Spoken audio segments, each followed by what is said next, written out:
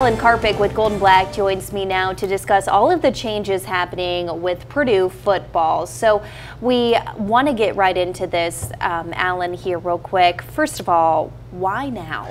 Well, why now? Because Purdue's offense has been historically bad here in the last 3 weeks. And in the wonderful world of college football, we were talking off air that that's the way of the world now. If you don't get the job done right away, things change, and Graham Harrell certainly has been in that situation as Purdue Offensive Coordinator.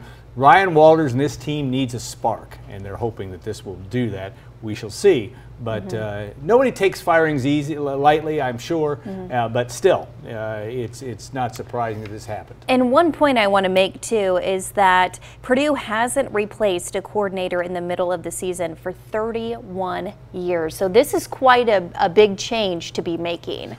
Yes, it is. I mean, and again, you don't ever take this lightly in terms of when that happens. But right, it is a new thing. But with all the money that's in college sports and all the emphasis that you need to fix problems quickly, it's not that surprising. But yes, it has been 31 years since Jim Coletto fired a coach back in 1993. So it is a somewhat unprecedented move for Purdue football. And for the season kind of as a whole here too, is this kind of a sign of hope, or is this a little bit of something different? What are we looking at? I'll tell you after Saturday. No, you hope Purdue gets a spark out of this. If you're a Purdue fan, you want things to get better in a hurry.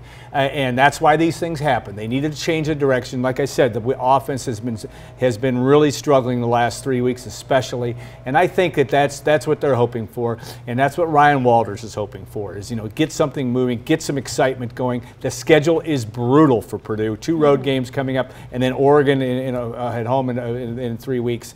It's not going to be easy, but maybe Jason Simmons and company can get some things done and change that direction of the Purdue offense. Yeah, let's talk about Jason too, real quick. I mean, what are we thinking about him? I mean, obviously he's going to be stepping in to fill this big role. So, what are our thoughts? Well, it's a fascinating study because in some ways you have a guy that was at Ben Davis High School 2 years ago in coaching. Then he was at Miami of Ohio, came to Purdue. So it's really a unique situation to have a guy like that come in. From all accounts, he's a great guy, good dude, good offensive guy. Ben Davis's offenses were really good. I don't know that you can make that many changes in 1 week, but I think that the players will respond well to him. He's just got a big job ahead of him. Yeah. A lot of people wonder, too, was this